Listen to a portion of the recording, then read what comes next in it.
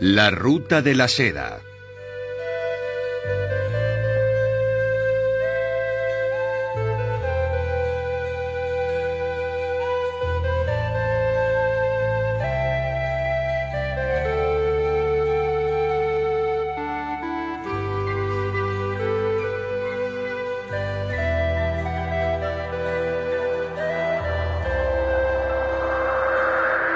Un frente cálido llamado Turfán.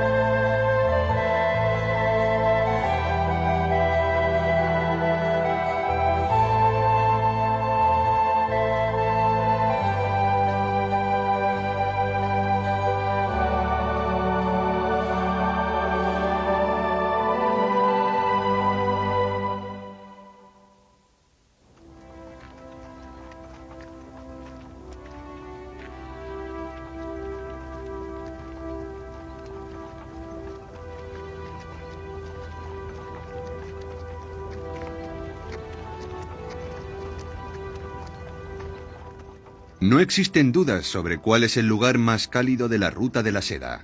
Ese lugar es Turfán. A mediados de agosto, en pleno verano, la expedición conjunta chino-japonesa llega al lugar que llevó el nombre de Tierra del Fuego.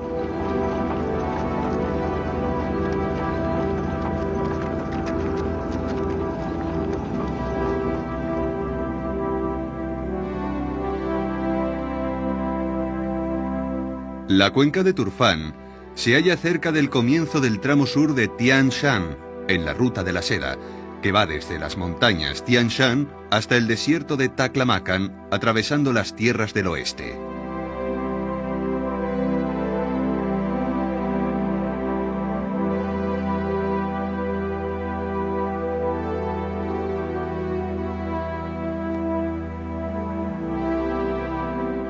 El aire caliente reina en la cuenca, que se extiende hasta el este de las montañas Tian Shan. La temperatura media en verano es de 40 grados.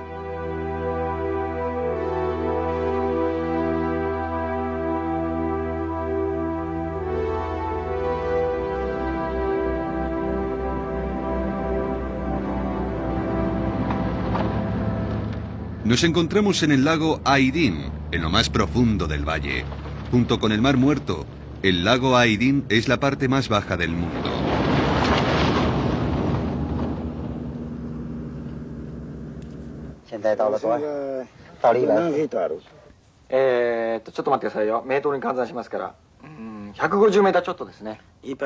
Nuestro altímetro marca 154 metros bajo el nivel del mar.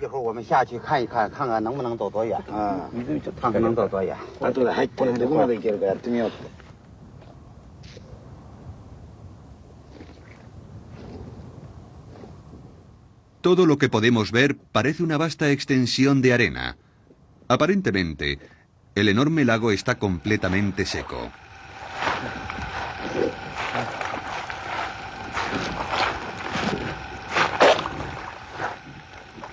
Pero cuando nos atamos cuerdas a la cintura y caminamos sobre la arena, bajo nuestros pies aflora una fangosa agua caliente. Después de todo, se trata de un lago.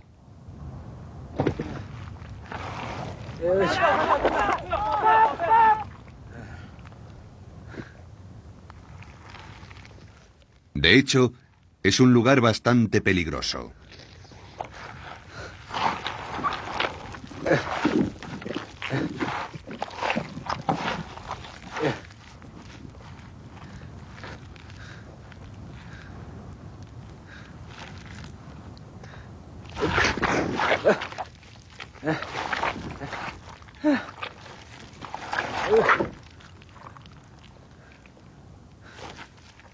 Pero por mucho que llegue a cubrir el barro, no llegamos a sentir ninguna humedad.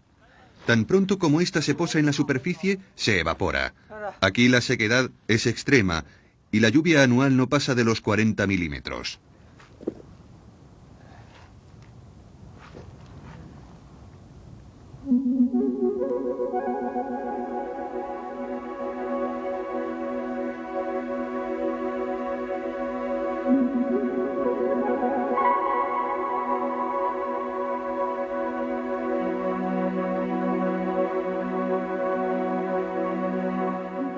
Turfán era una etapa importante entre dos tramos de la Ruta de la Seda, los que atraviesan de sur a norte el macizo de Tian Shan.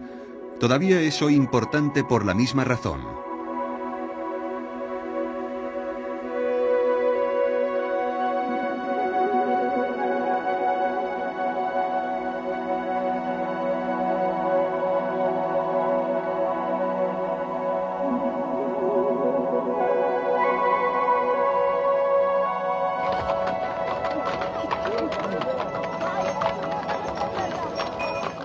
La población de Turfán es de unas 170.000 personas, de las cuales el 70% son uigurs. Son los descendientes de los nómadas que una vez dominaron las estepas de Mongolia.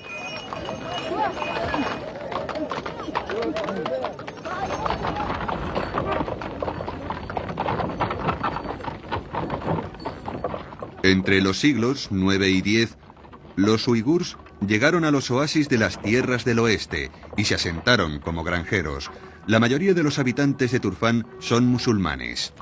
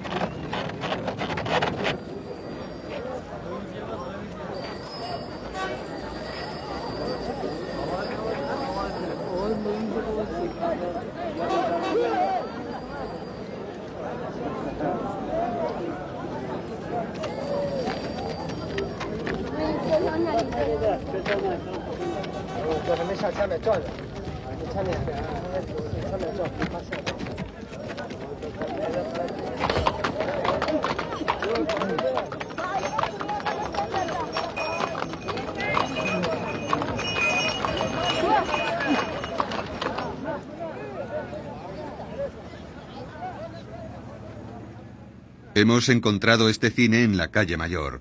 Los juegos y las películas son las únicas formas de entretenimiento disponibles en Turfán. Cuando entramos, vemos que no hay techo. Aquí llueve tan poco que no es necesario.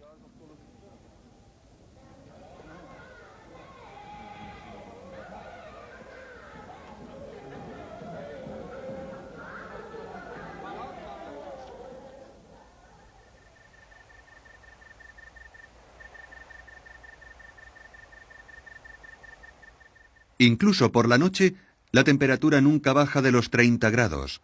Para evitar el calor, la gente duerme en los tejados o el jardín, a cielo abierto.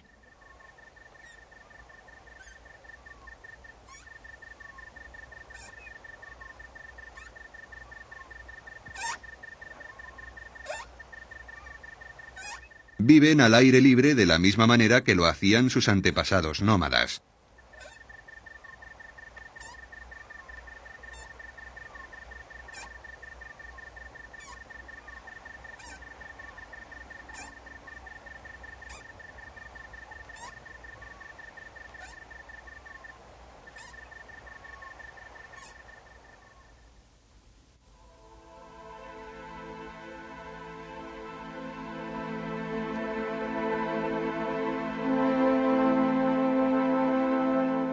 A 10 kilómetros al este de la ciudad se extiende una cadena de escarpadas montañas.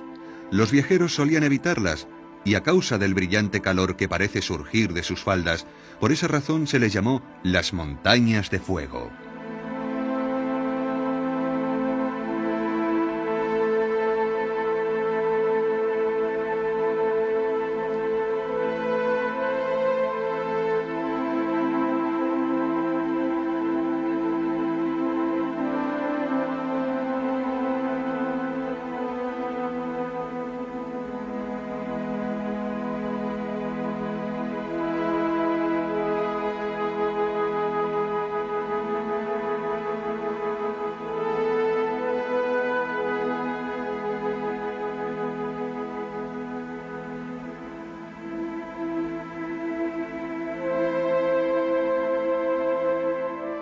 Cuando las montañas empiezan a brillar, significa que la temperatura del suelo ha alcanzado los 80 grados.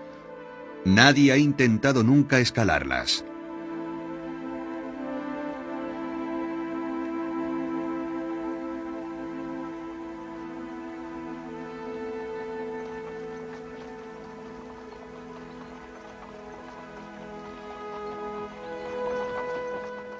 Durante la dinastía Tang, en el siglo VII, un joven sacerdote chino llamado Xuanzang emprendió el camino a la India desde la llanura que se extiende bajo estas montañas. En aquel tiempo, viajar fuera de China estaba prohibido para los chinos, así que Xuanzang viajó muy despacio desde Chang'an, la capital, y 6 meses más tarde estaba aquí.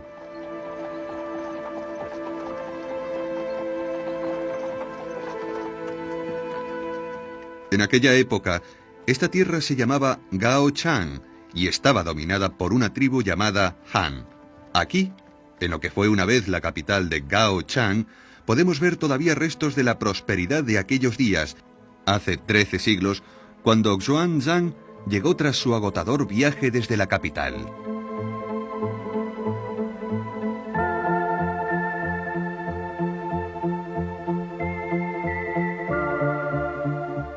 La ciudad está rodeada por una muralla que tenía 1,5 kilómetros de diámetro y 12 metros de alto. Esta es la más grande de todas las ruinas que hasta ahora hemos encontrado en la Ruta de la Seda.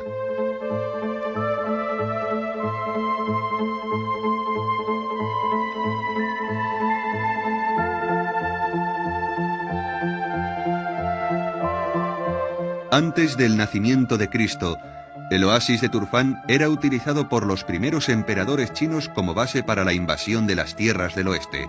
Más tarde, inmersa China en luchas intestinas en el siglo V después de Cristo, Gao Chang se convirtió en un reino independiente. Era un país budista, a diferencia de la China metropolitana, y todavía hoy, entre las ruinas del castillo, se pueden ver estupas o pagodas primitivas y las ruinas de un templo. Pero en aquella época no solo había templos budistas en Gao Chang, sino también templos dedicados a Zoroastro, templos maniqueos, templos de cristianos nestorianos y otros más. Todas estas religiones llegaron desde el oeste y la mayoría debían parecer muy extrañas y exóticas para la gente común.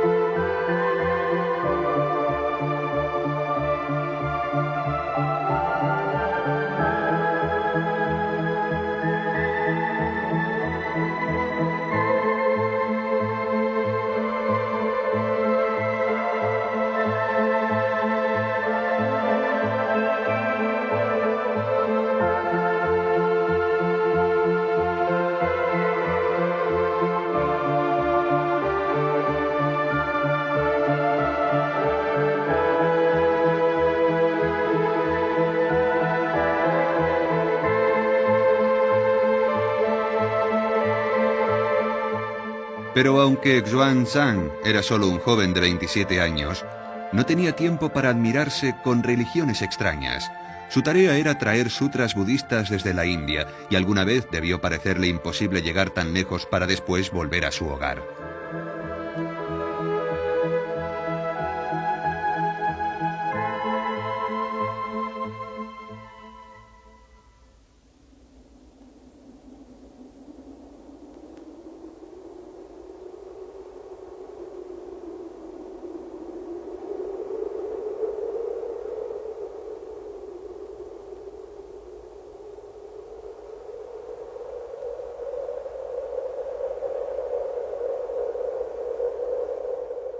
Trece años después de que abandonara Turfán para dirigirse a la India, volvió a pasar por aquí de vuelta a casa, pero la vieja Gao Chang ya no existía. El gran ejército chino la había invadido ante los temores del emperador Tang de que ese lejano país intentara controlar y aprovecharse del tráfico de la Ruta de la Seda.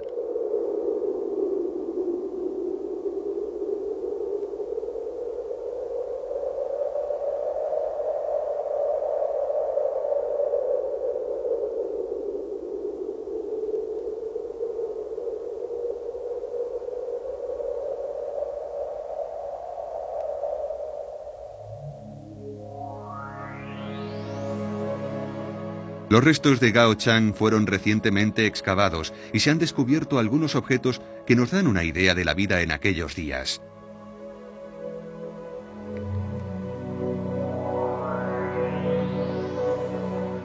Esta figura de funcionario tiene un aspecto verdaderamente terrible.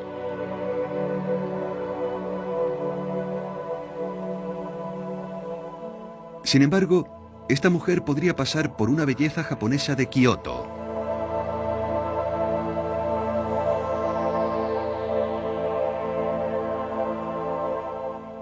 Los mercaderes de las tierras del oeste con prominentes narices debían ser comunes en esta ciudad.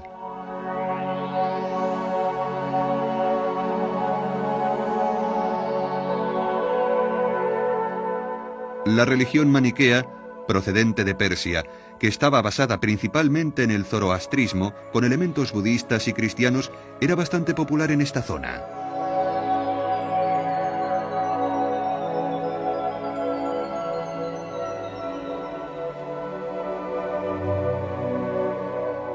También hubo misioneros cristianos nestorianos que escapaban de la persecución en Occidente. Su aspecto se parecía al de los turcos, pero sus ropas eran más locales.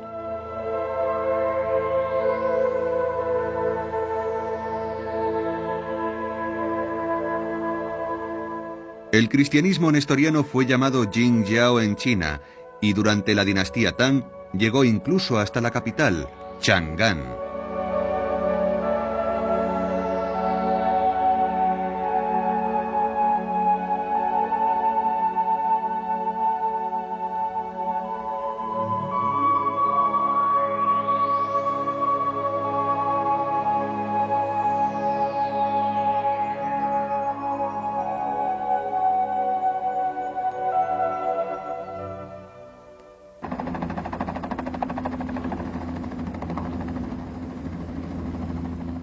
La parte oeste de la cuenca de Turfán estaba protegida por el castillo de Jiao He.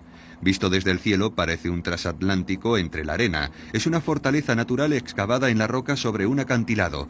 Tiene 300 metros de ancho por 1,5 kilómetros de largo.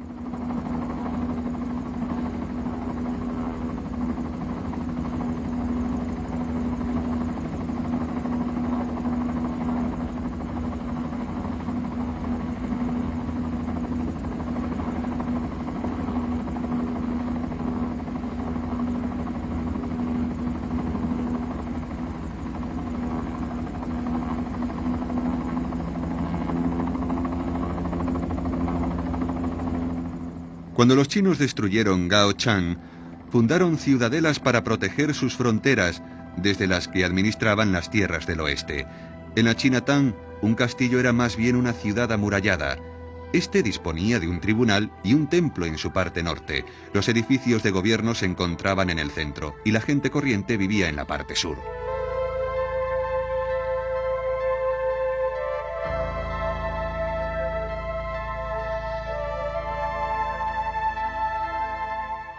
De acuerdo con los registros de la dinastía Tang, acogía a 7.000 personas.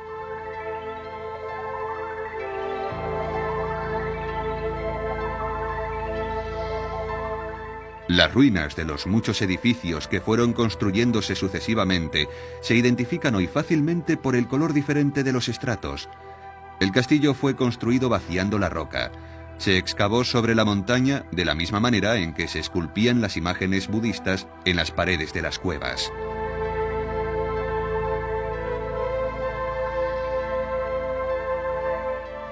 Hoy todavía se puede sentir la presencia de los antiguos constructores.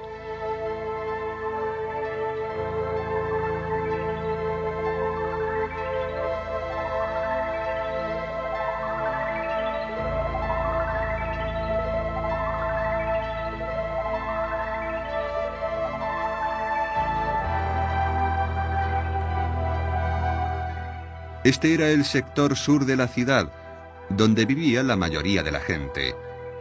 Los funcionarios nombrados por los emperadores Tang eran, por supuesto, chinos, pero la mayoría de los habitantes eran de diferentes razas. Sabemos por documentos de la época que aquí vivían personas con nombres iraníes y turcos, así como procedentes de otras culturas.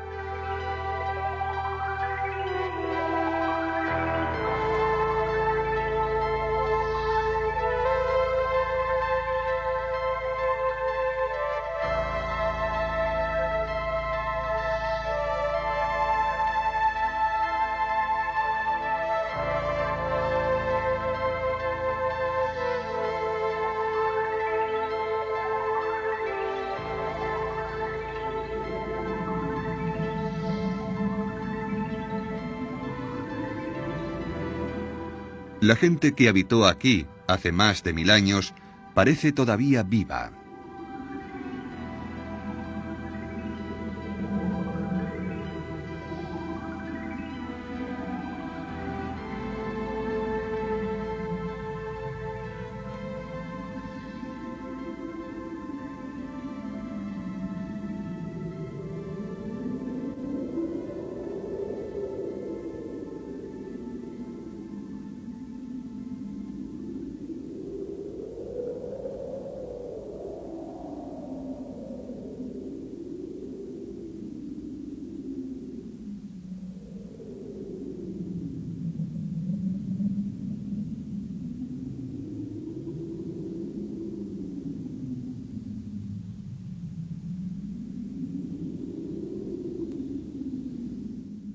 Todavía se ven claramente los sitios donde cocinaban.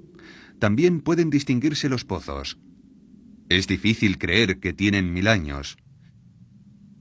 Si se escucha con atención, todavía se pueden oír las voces de las mujeres que venían aquí a coger agua.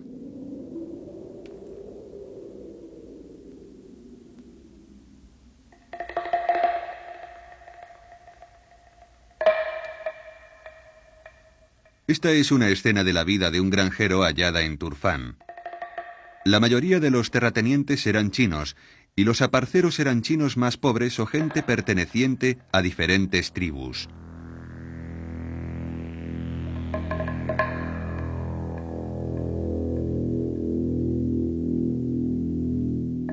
Los registros nos revelan que los aparceros debían pagar impuestos anuales según lo que cultivaran.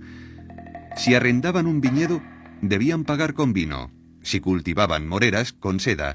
Y si eran jornaleros contratados, pagaban con leña o con mijo.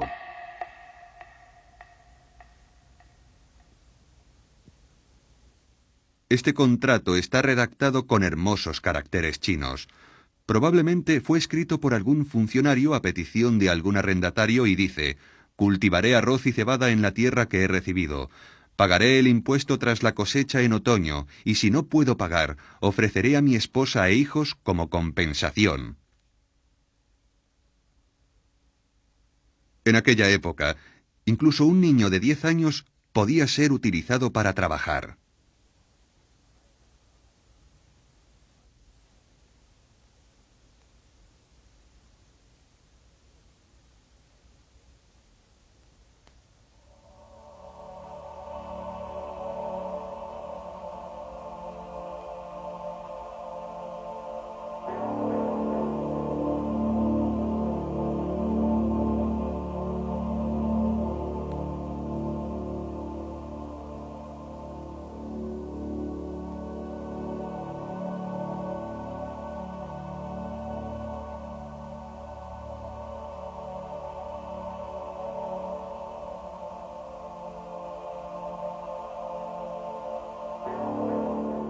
Todavía se oye el eco de los gritos de dolor en esta zona semienterrada, donde se piensa estaba la prisión. Quienes no podían pagar sus impuestos tenían que huir o eran encerrados en esta mazmorra. Aquí se descubrió una lista de personas que habían intentado escapar. A principios del siglo X, cuando cayó la dinastía Tang, se desencadenó en esta región una guerra entre varias tribus. Unos 50 años después, los uigurs establecieron aquí su imperio.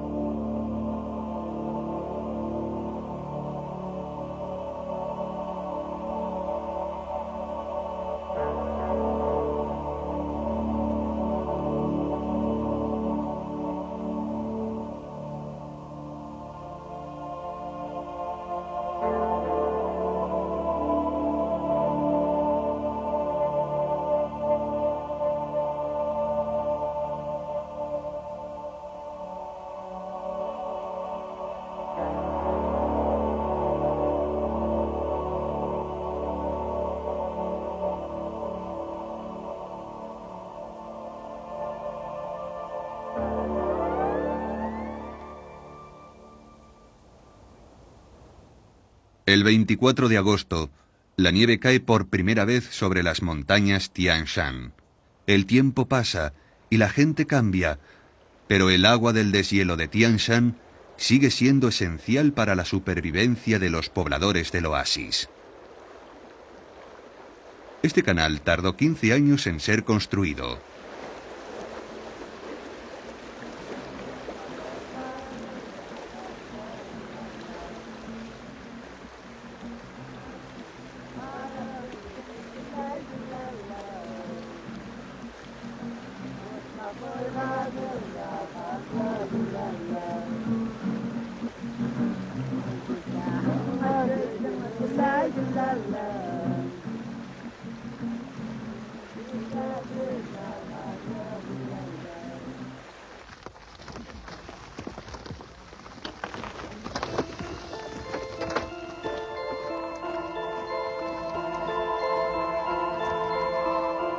Agosto es época de vendimia. Turfán es la principal zona de cultivo de uva en las tierras del oeste.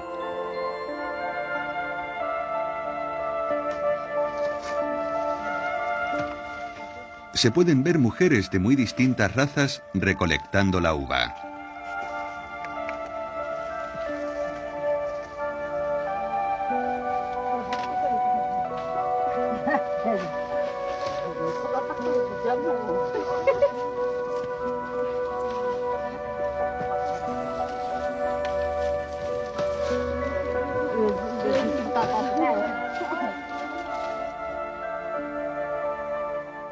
Las uvas son secadas por ancianos en chozas de ladrillo que parecen hechas con mosaico. Las uvas llegaron desde Persia y Egipto y ya se cultivaban en los tiempos de Gao Chang.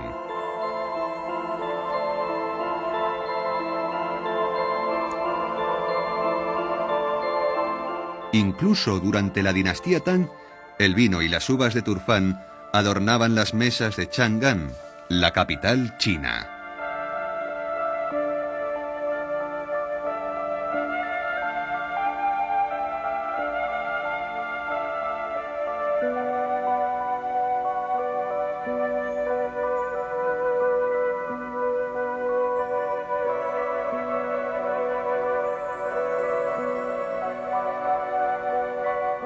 Hoy, la producción anual de uva supera las 28 toneladas y la mitad se exporta como pasas. Aquí se dejarán secar durante un mes.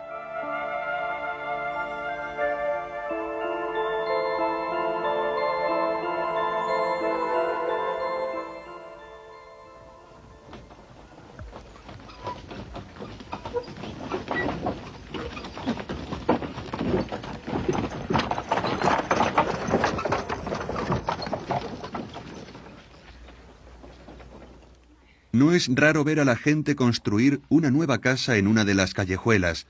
Durante el verano, toda la familia, incluidos los niños, ayudan en la construcción de un nuevo hogar.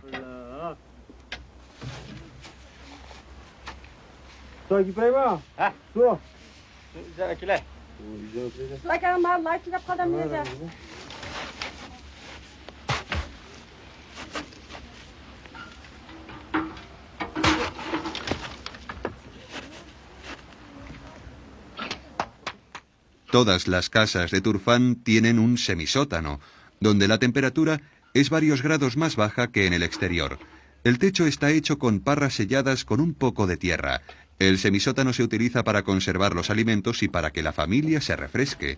Esta forma tradicional de construcción es muy útil en un lugar como este, donde la lluvia es casi inexistente.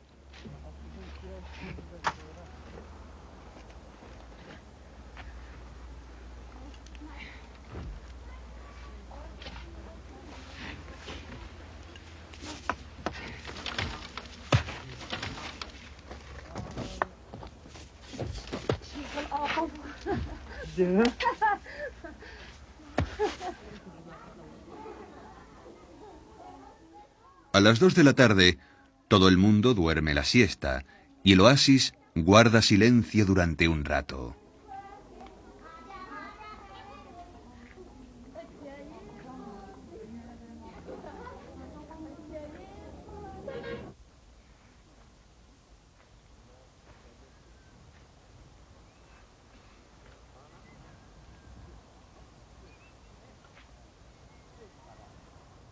Pero incluso a mediodía podemos ver a gente sobre las dunas del desierto.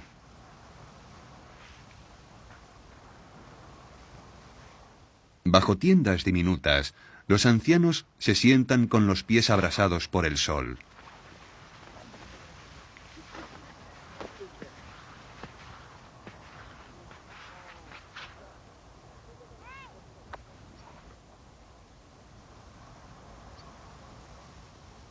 La temperatura de la arena es superior a los 80 grados y están tomando su cura de arena caliente. Dicen que es muy efectiva contra el reumatismo o la artritis.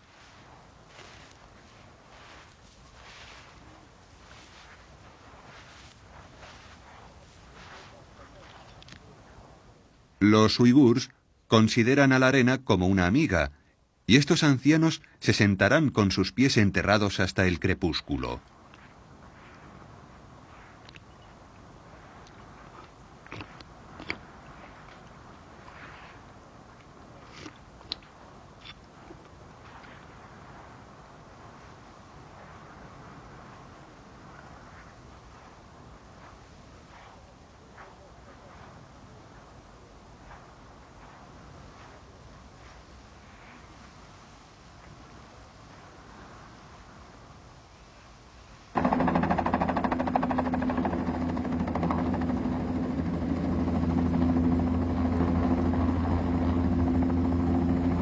En la falda de un acantilado de las montañas de fuego se hallan las 1000 cuevas de Bezeklik, dedicadas a Buda, de las cuales la mitad están todavía enterradas. Estas cuevas florecieron durante la dinastía Tang y el imperio uigur. En la lengua uigur, Bezeklik significa un lugar hermosamente decorado.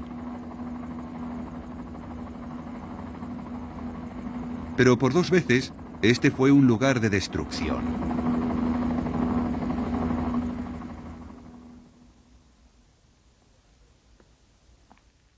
La primera destrucción la realizaron los musulmanes cuando invadieron las tierras del oeste a principios del siglo XI, y la segunda la realizaron los exploradores extranjeros llegados de muchos países a principios del siglo XX. En ambas ocasiones, las 1000 cuevas de Buda fueron expoliadas.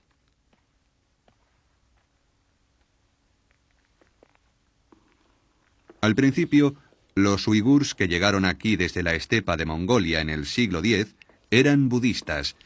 En Bezeklik encontramos representaciones en donde los vemos adorando imágenes budistas, pero tras la invasión musulmana se convirtieron al Islam. La religión islámica rechaza por completo las imágenes. Además, se extendió una superstición por la cual una persona quedaba maldita si era mirada por una imagen pagana. Creían que para romper la maldición debían destruir los ojos de la imagen. Muchas de las imágenes budistas fueron desfiguradas.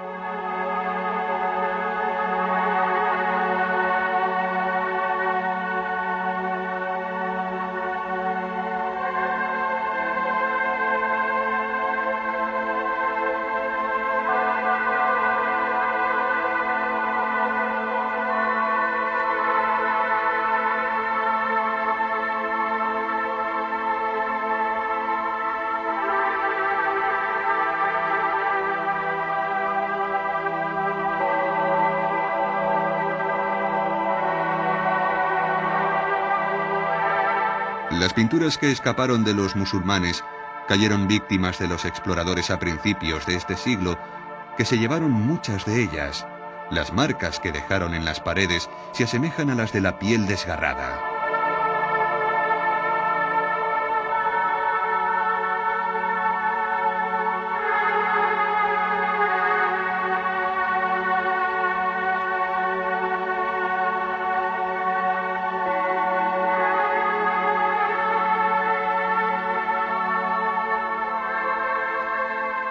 Pero entre toda esa destrucción, todavía se conserva un fragmento de un mural que cuenta la historia de la llegada de un grupo de embajadores extranjeros. El rostro de los enviados llegados de varios países desde el oeste fue cuidadosamente reproducido.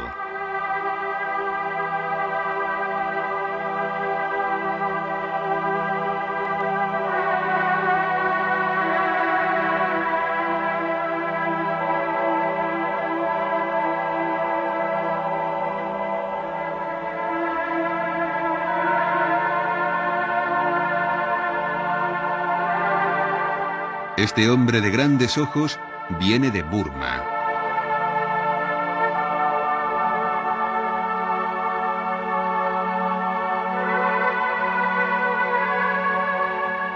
Este otro, con un sombrero parecido a un yelmo, es el embajador de Mongolia. Y el hombre con la cabeza cubierta con un turbante es un árabe. No cabe duda de que todos esos extranjeros que llegaron a Turfán desde lejanos países trajeron consigo elementos de sus propias culturas.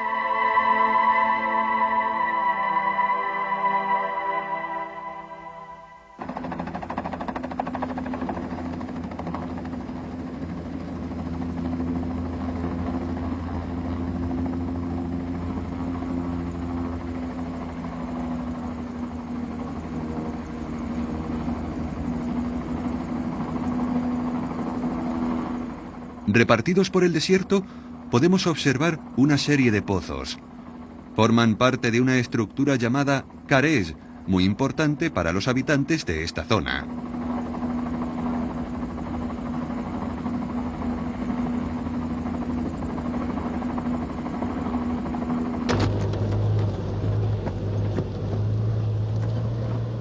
El carés es una red de agua subterránea que se creó conectando una serie de pozos mediante túneles que llegan hasta el pie de las montañas Tian Shan. Se cree que esta técnica fue importada por los musulmanes desde Persia, pero no se sabe cuándo llegó.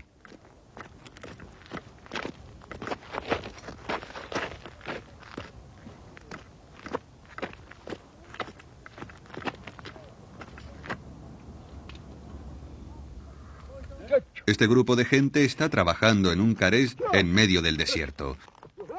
Son obreros responsables de mantenerlo limpio de arena que podría llegar a bloquear los canales. Con ayuda de bueyes que tiran de una cuerda a través de una polea, los trabajadores van sacando a la superficie la arena y la grava. Para bajar de nuevo la cesta, se hace caminar el buey hacia atrás.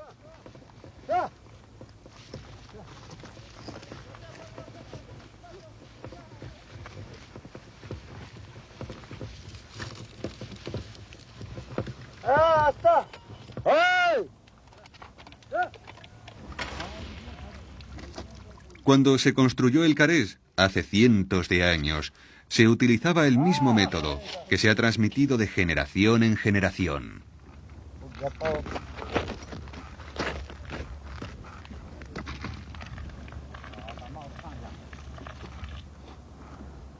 Queremos comprobar por nosotros mismos cómo fluye el agua bajo el árido desierto, así que decidimos echar un vistazo.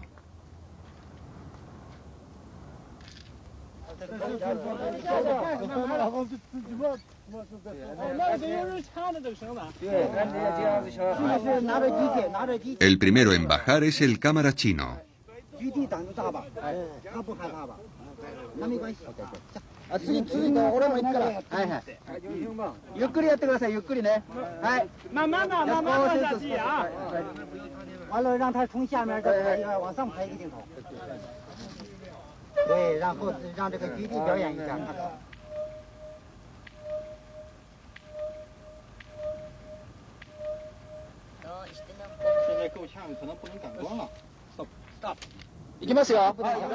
Después le llega el turno al japonés.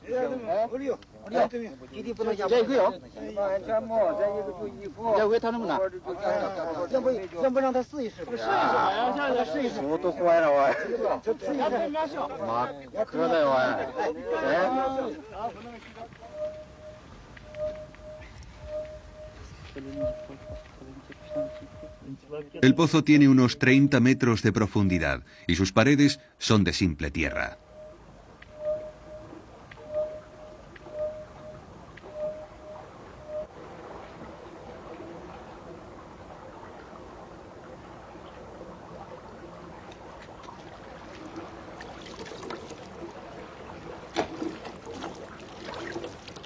Este carés tiene unos 300 pozos y este tipo de trabajo se realiza todos los días en alguno de ellos.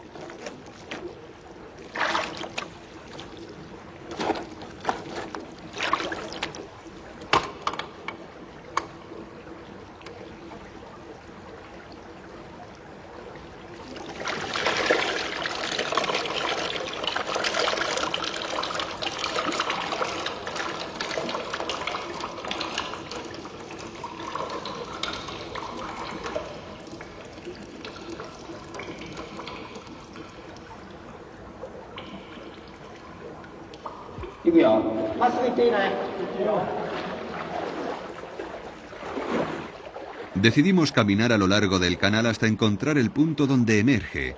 Su anchura solo permite caminar en fila india.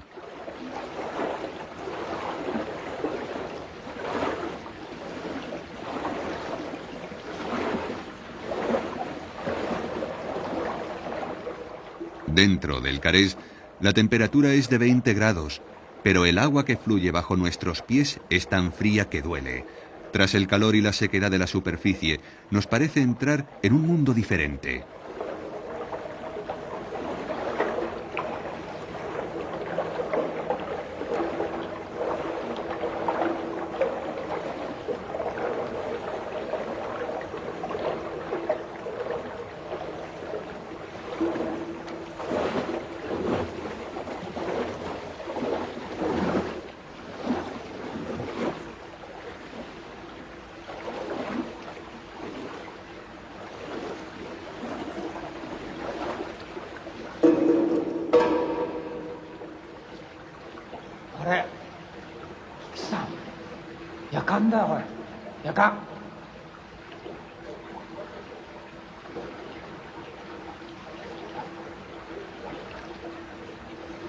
Debió de ser maravilloso para la gente que viajaba por el desierto llegar a un lugar donde se podía encontrar agua helada.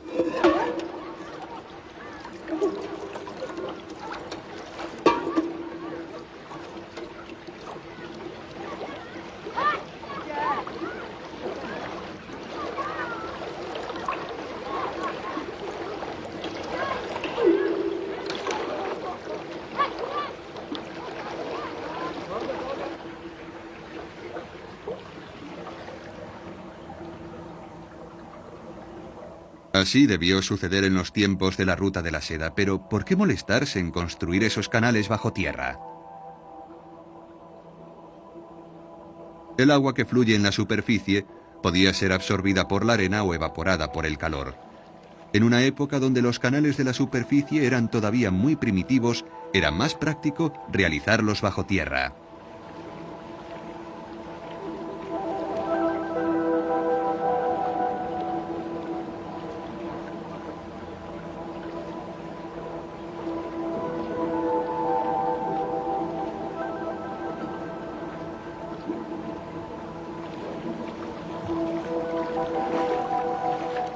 Si un hombre tenía dinero suficiente, construía su propio carés y cobraba a la gente que lo utilizaba.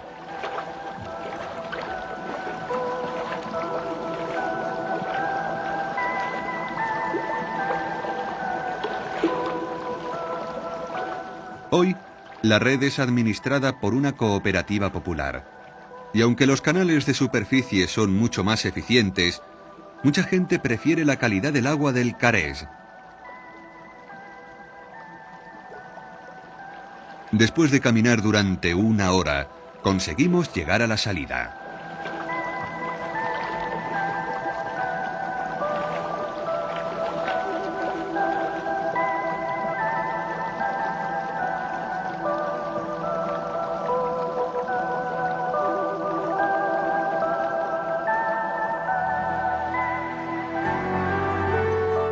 El agua de este Carés refresca un camino arbolado hacia el oasis.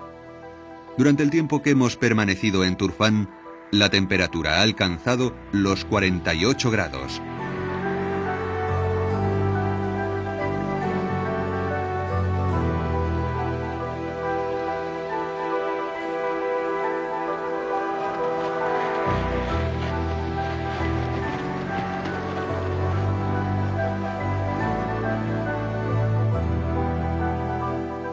Incluso en septiembre, el calor parece no disminuir.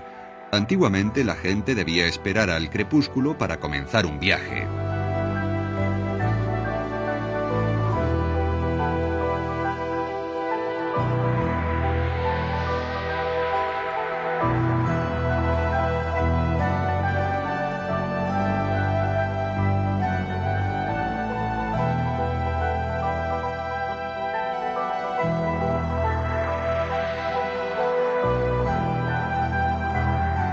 El sacerdote Xuan Zhang debió seguir siempre el camino del sol poniente en su viaje hacia la India. Para los chinos, el oeste siempre tuvo un atractivo fascinante, y tanto si eran mercaderes como sacerdotes budistas, partían con la esperanza de descubrir incontables maravillas en aquellos países lejanos.